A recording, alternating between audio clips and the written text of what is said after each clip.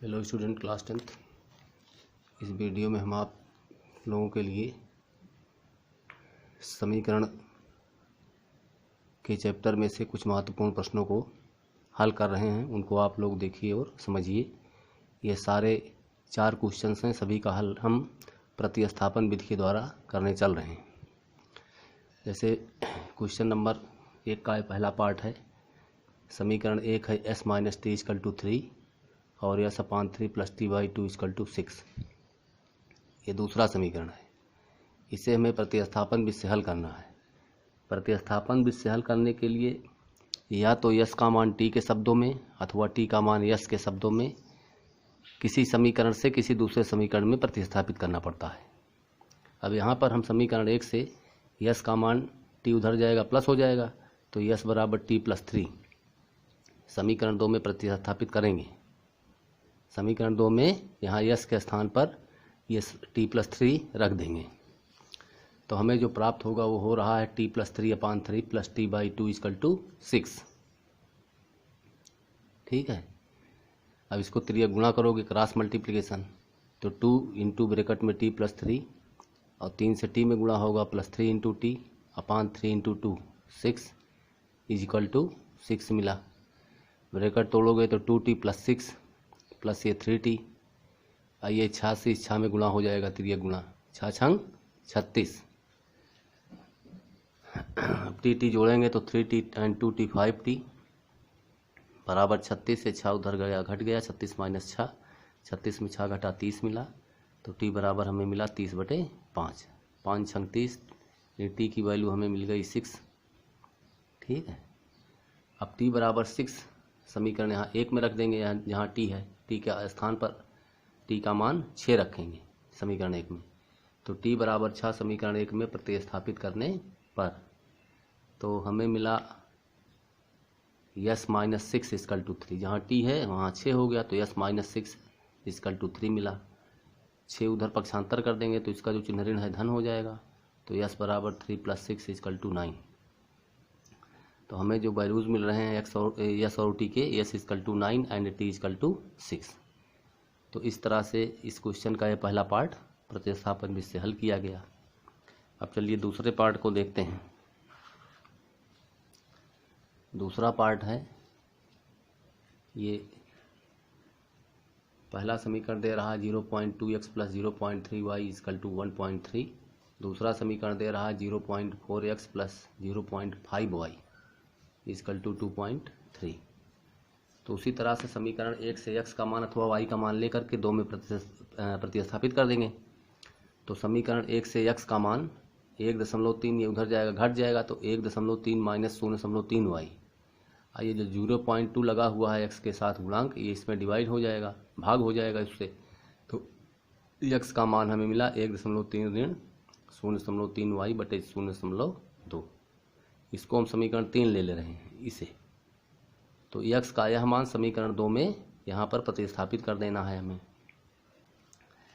तो अब समीकरण 2 में जब प्रतिस्थापित करोगे, देखो ये 0.4 है, x की वैल्यू इसके स्थान पर इस पूरा मान रखना है, तो 1.3 - 0.3y / 0.2, फिर ये प्लस 0.5y, यही बराबर 2.3 है, बराबर 2.3।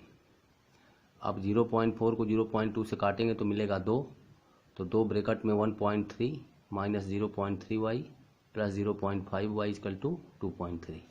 ब्रैकेट तोड़ेंगे तो 2 से इन पदों में गुणा हो जाएगा, तो 13 दूनी 26, 2.6 - 0.6, 2 3 6, 0.6y प्लस ये 0.5y = 2.3।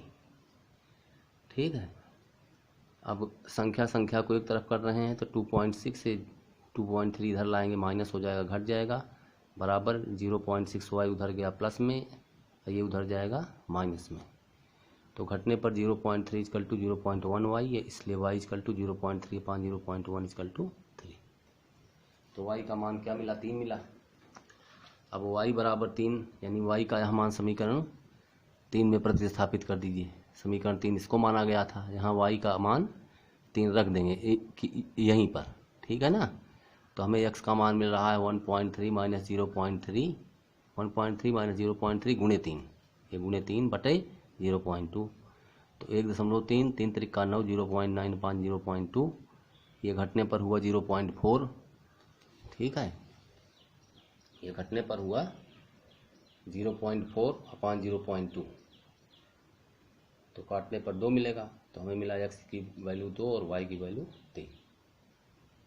तो इस तरह से ये 2 क्वेश्चन प्रतिस्थापन के हुए। तीसरा भी क्वेश्चन प्रतिस्थापन का देखिए। तीसरा क्वेश्चन दे रहा है √2x + √3y = 0। ये समीकरण नंबर 1 है।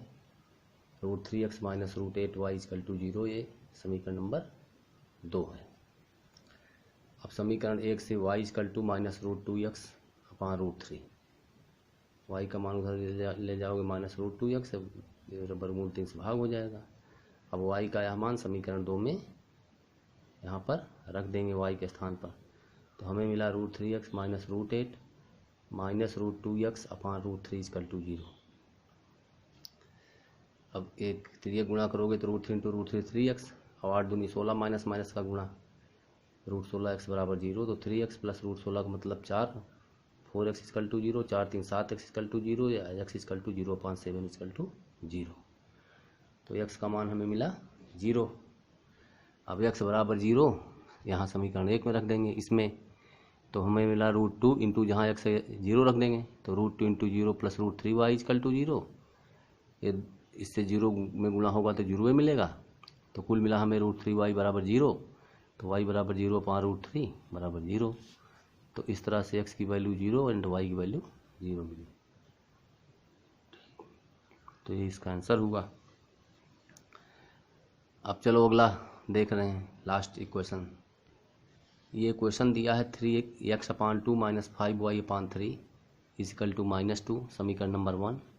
x/3 + y/2 = 13/6, समीकरण नंबर 2। समीकरण 1 को जब त्रियक गुणा करके सिंप्लीफाई करते हैं, सरल करते हैं, तो हमें मिलता है 9x - 10y = 12। ये तीसरा समीकरण ले लीजिए। और समीकरण 2 को त्रियक गुणा करके सरल करिएगा तो यह समीकरण मिल जाता है। इसका रूप इस तरह से हो जाता है 2x - 3y = 13। ये समीकरण नंबर 4 मिला।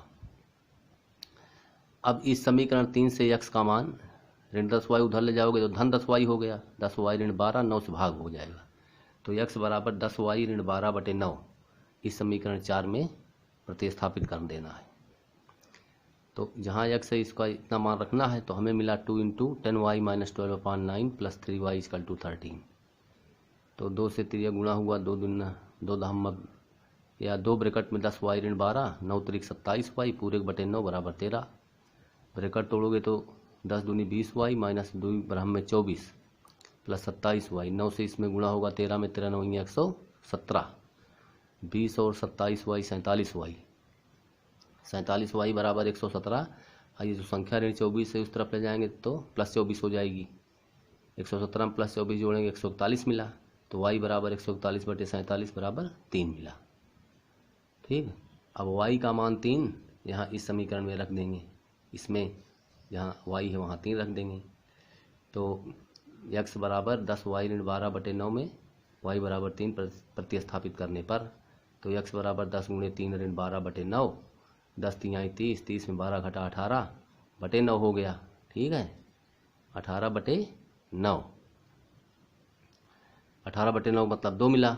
तो हमें मिला x = 2 और y = 3। तो इस वीडियो में बच्चों बस इतना ही। धन्यवाद।